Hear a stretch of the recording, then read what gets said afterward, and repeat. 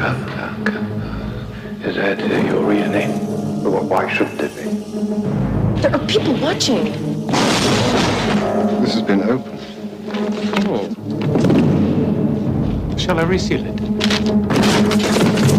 I understand you fancy yourself as a writer. You should find a more athletic hobby.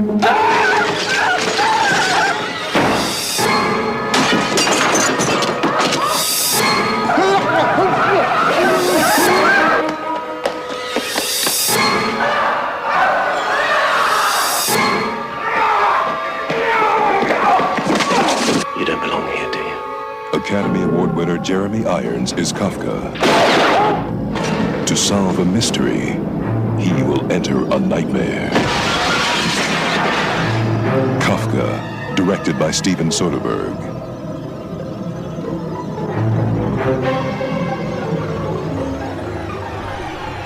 The time has come, I think, for Jason Dubray and I to disagree strongly about Kafka.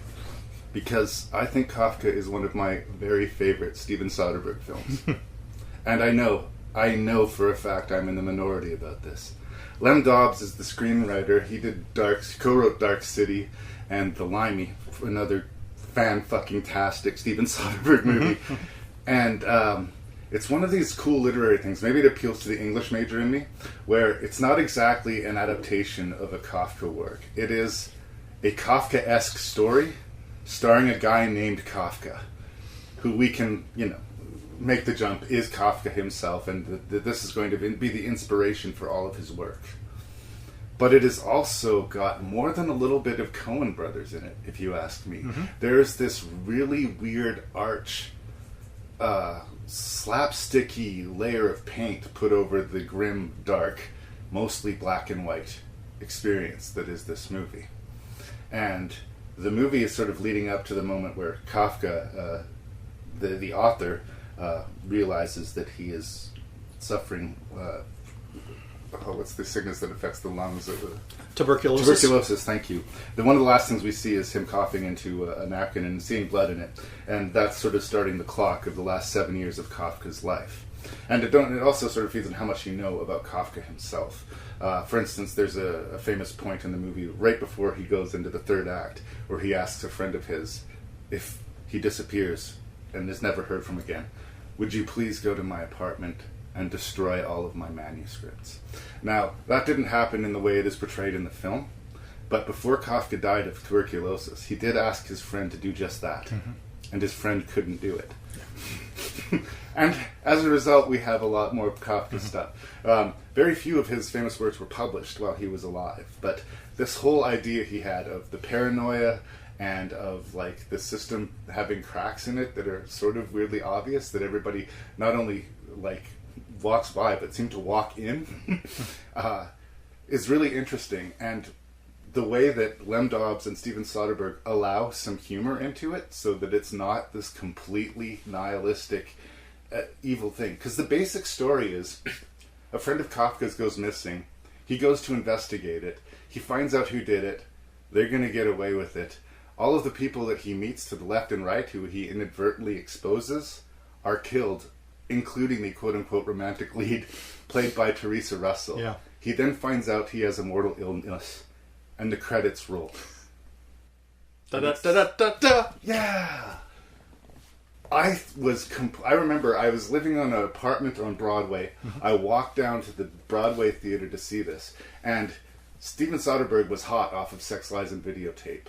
But I was one of the guys who liked Sex, Lies, and Videotape, but I couldn't quite understand why it was like this earth-shaking like sea change and bringing people... I'm glad it was bringing people more attention to independent cinema, yes. Absolutely. It was nothing but positive for movies. In fact, I think like those early 90s where they were discovering Linkletter and Soderbergh and even Kevin Smith made the 90s as good as they were.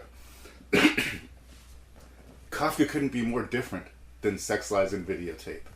It is, like I said, the blank check movie that you only seem to get to make if you've already won your Oscar. Because the mystery isn't satisfactorily solved, he doesn't get the girl, and everything is backwards about the movie. It's dour, it's dark, and nobody wins. And I found it amusing and funny and spellbinding and unlike any movie I'd ever seen. I love Kafka.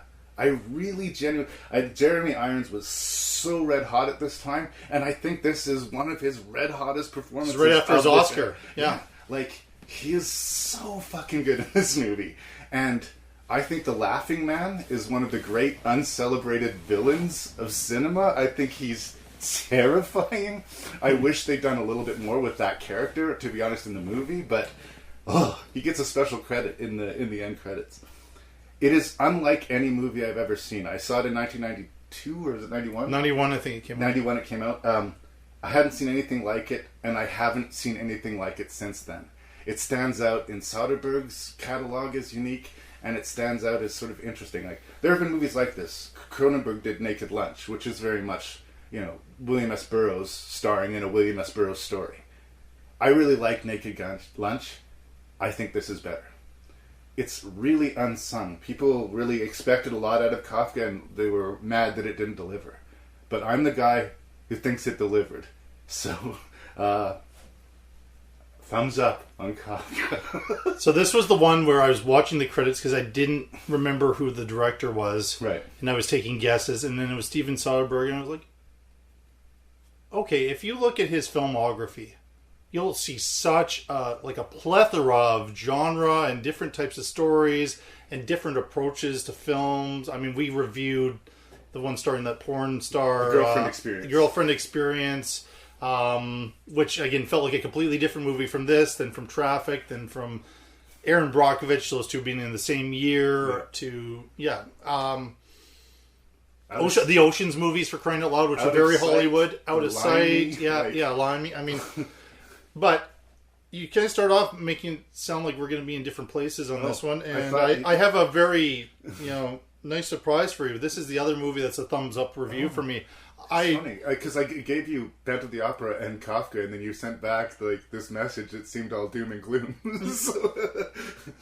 I think it was just the collective experience. I was just kind of of the six movies. So we're not necessarily disagreeing on that. No. And I think I had just watched Phantom. Okay. And we've already made our point on that one. No, this was one that I did not watch, and I'm surprised I didn't watch in the 90s because I was trying to track down these early 90s movies, because it was the time I really got into cinema, and this felt very much like a Jason Dubray type of, post-reversal of fortune type of film. But I think I just had missed it. It was not at the time I was going to the Broadway theater to see art films and that kind of thing. And it's hard to find. Yeah, it's really hard. This is one I had to borrow. I don't normally have to borrow movies because I make it a challenge to try to find the movies that you give me. But two of them I couldn't find, and this was one of them. This is worth finding. It is. People need to check it out. Like I don't understand why they wouldn't. Maybe if they had an idea, if they were wanting like a straight up biopic about Kafka, or they were wanting to watch a film of one of Kafka's stories or something, which you're sort of doing. But Jeremy Irons, when he is focused and he's not playing like a full out sleazy guy, like he is so good. He is consistent. I mean, he's just he chooses, or whoever chooses roles for him. Sometimes they typecast him or put him into a certain category. He's so good in this. He does. A lot of times when people have coldness, it sort of migrates into flat. And Jeremy Irons is flat. Never flat. No, but he's not comfortable in the world he's in, and this experience says that I've now joined the world and I want to live. Leading to the sad irony that he's not going to be able to live much longer because he has tuberculosis. I mean, there is that kind of darkness in there, but terrific. Alec Guinness is in this film. One of his last movies. It probably would have been. And then I was looking at the cast. Oh, that person. Teresa Russell. I mean, she's one. There's some of her movies I've never been able to see that I would love to get a hold of. I always love seeing her in movies. She I guess it's not really a criticism. She doesn't have enough screen time because of what ultimately happens there. But I do like their back and forth, and that kind of would be romance, but also the fact that she's very much leading this revolution, and she doesn't seem too afraid of things. I think it was a good role for her at a time. I'm not sure she was getting great roles, but Right. yeah. Well, it's interesting because as Kafka is weaving through the different suspects and the revolutionaries and all the different characters in the story, he's kind of inadvertently pulling these threads and exposing these. Yes, people. he is. Yeah. He doesn't mean to do it, but he causes a lot of collateral damage as a result. And there's a little bit, I don't want to overstate things, but there's a little bit of No Country to Old Men to this Yes. movie, in that, like, it seems almost designed to not fulfill what you expect of it. In another movie, his best friend disappears, they end up finding a body, and Kafka gets to the bottom of the case, and evil is punished. Nothing like that happens. No. He gets to understand what was going on. He knows why his friends died and all these other people died, but that's as close to a win as he gets. What did you feel? Because I know a lot of people thought this was way too arty-farty, but I loved it. When he finally breaks into the mansion, the big palace on the edge of town, where all of the decisions are made and all of the Machiavellian plans are situated and directed down in the town, it slowly migrates from black and white, Yes. which we've been seeing in this really noir and beautiful pastiche, Oh, yes. to full color as he's finally inside and able to see what's going on. A lot of people thought that was a little ham-fisted, a sort of a reverse-engineered Wizard of Oz sort of thing, but I liked it. Oh, no, I love that choice. And, like, Soderbergh, too, and we would see this throughout even some of his prominent films about 10 years after this one came out, would have this, where he had this way of having this really interesting photography, but make it still look like he's an independent filmmaker shooting his first film. So the black and white, it looks great, it's beautiful, but it's got this graininess to it, which is really kind of cool. That makes it seem like this isn't polished, this isn't Hollywood. And the black and white, I was into the story enough that when it leapt to that, I was like, oh, I was a little bit of a jolt, and like, oh, what a clever idea. I wasn't thinking, oh, this is, he's so full of himself and whatever, indulgent, and I didn't get that at all. I like that choice, and I like the reverse when, all the stuff that happens there in color, and then when we get out of it, then we're back to that, and that there's something comforting about that, getting back to that black and white. Yeah. Almost feel like you're a little bit more safe at that point. You're not really safe, but yeah, I really enjoyed that choice. If that's one of the big points that where it gets criticized, I would disagree with that one. The colorful supporting players. Joel Grey plays this guy Burgle, Yes. who is the administrator of the office. He's just one of the administrator guys who you just hate, but it's a really, really, really good performance. Oh, he's good, and that was a perfect role for him. The two assistants that Kafka is assigned are these two bubbling, and that's hilarious. Like, that stuff is funny. They're That is Chaplin-esque and yes. goofy. They seem like they fell out of the Hudsucker Proxy and Yes. somehow in. Hudsucker is what I was gonna say. Like, it reminded me of Hudsucker. Yes. But I think the movie needed it because of the darkness. These little moments, which maybe seem like they're discordant, that certainly doesn't seem to show up a lot in Kafka's work that I have read. I'm not going to pretend that I'm a scholar when it comes to Kafka. I've read some of his short stories, and that's all. Yeah. But I don't remember seeing that in there. But I was really grateful for having it in the movie. But it has a great payoff. It does. It has a great payoff. I'm not sure I want to even spoil that for people, because not many people have seen it. But the other one I wanted to mention was The Laughing Man. I can't find it in here, but he got an and credit in the when they did the scroll as the Laughing Man, and he doesn't have any dialogue in the movie. He's one of these people. They've been doing experiments on people's brain. He's clearly been lobotomized and has been addicted to this substance. Yes. And they tell him, "Go kill that guy, and you'll get your fix." And he just this unrelenting screaming, laughing, and chasing this guy and smashing through doors. It opens on a chase between this guy and that, and it's horrifying. You just don't know where you are. And I really respect that about the movie, is that it's disorienting in such a pleasing way. fantastic makeup job too. I mean, I was just like, yeah, this looks independent, very independent, but Just the quality of that makeup is... You know that's what Kafka's up against. What he's looking for is going to lead to whoever... To this and guy. like that adds... Like if people think the middle of the movie is too slow, I think that they didn't pay enough attention to that opening. Because dude, I'm worried for you. No, I just complained about how slow Tideland was. This is not slow. It moved at a good pace, an appropriate pace. It was great running time. I mean, it would be exactly right, I think, for people. I wanted to shout out 2 more actors.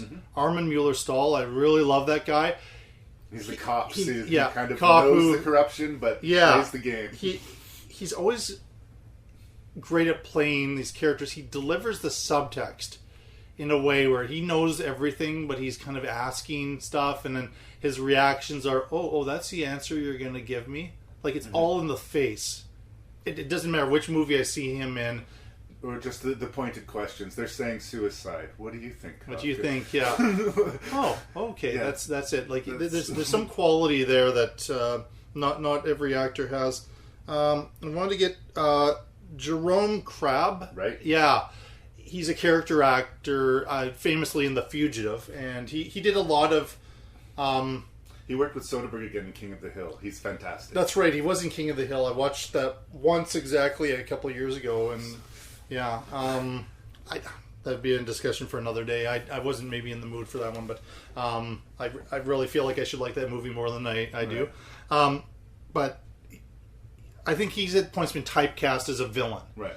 And so when I saw him in there, I automatically thought he was going to be that, but then he wasn't. Like, he's the one with the scene you mentioned, go and destroy all my writing, and like he is like a best friend here to Kafka and gets him out of so many situations. And that's I just like seeing that guy. There's all these people in here that I really enjoyed seeing in an ensemble together, headed by Jeremy Irons, directed by like a young, hungry but already kind of masterful filmmaker. Yeah. What is there not to like about Kafka? Just the fact that Criterion or somebody hasn't grabbed this and made it more it's funny accessible. You say that. There's been rumblings of Criterion doing a thing on Kafka, and Soderbergh this has been one of the ones that he's kind of wanted to go back to and tinker with. Mm-hmm. So it's not impossible that we wouldn't see someday a director's cut. The problem was that they spent a lot of money on the movie, and it did not get a return, and it wasn't even that well received critically, which really puzzles me. That people weren't lining up around the block to see Kafka, I kind of get that, but that the critics didn't find it. It's sort of like, what was the one he did, the Good German? Yes, that's right. With black and white, full frame, done in the style of a director he liked, all based on the theory. What if this director I love was allowed to include all the sex and violence he wanted to in his films? And yes, he got to do that little experiment, but nobody showed up for it, right? Yes. So he experiments, and I will be there for him. I will watch his bubble, and I will watch the girlfriend experience, even when they're less successful than I want them to be. But Kafka deserved to be celebrated in the way that Sex, Lies, and Videotape was, and it was not. But he did land on his feet, let's be real. I mean, he had an incredible run in the 90s, and he's at the point in his career now where he can do whatever he wants. So, enviable. I'm just looking, and this might be a false memory I have. I feel like either Siskel or Ebert put it on their top 10 list, but maybe I'm... Mostly it was dismissed. The other thing that I wanted to mention as maybe something against it, I love Ian Holm, and when this movie had come out, Ian Holm was, a known actor, but it was, before the Lord of the Rings and before he'd had the level of exposure, especially on this side of the ocean. There was something about Ian Holm, the second he showed up in the film, you're the bad guy. Oh, he's really friendly to Kafka, and he's going to show him the way there. And I never trusted him for a But second. we saw him before. Like, there's a shot of him talking to the henchman dude before he gets into that situation where, this is not going to turn out well for Kafka. Yeah. In which case, I don't know why they bothered with the subterfuge. Yeah. But and that's not even really a complaint. Well, the audience knew. I don't think Kafka knew. That's right. Yeah. So, I'm happy to see him in it too. But it wasn't a lot of him. I guess there's a big climactic sequence, and there is kind of what happens to him is kind of over the top. Some people say that the climax is maybe a little bit, again, it gets all color, and it has sort of a more conventional teetering gravity, someone's going to fall through some glass type of climax that's maybe more conventional, but I don't know. There's nothing really conventional about this movie. It felt like a kind of one of the fun Coen Brothers types of, you Yeah. know, the There right is amount of Coens here. big. I don't think there was a problem. It was a false memory. It wasn't Kafka wasn't on either of the Okay. top 10 lists, but I don't know. It might have been on my top 10 list if I had Seen it. been a full on movie critic at the time it came out, because you're right. I mean, I'm glad that if you felt you're the only one in the world who liked this movie, that I can join in and give you a high five on this one. But Because I gave you the couple of movies that you couldn't get your hands to, and then you sent me a text saying I'm ready to record, but this is going to be a tough rank for all the wrong reasons. And I took that to mean that you did not enjoy those two movies, and I just sent you. And there's other movies we're talking about that I'm glad, because trouble with there was a time where I really felt like I was the only guy who liked this movie. There's two of us at least, so I really like Yeah, it, though. yeah. Like, I would hate to have to be put in the position of ranking Soderbergh movies, but it's up there for you. Huh? it would be up there. Yeah. Yes.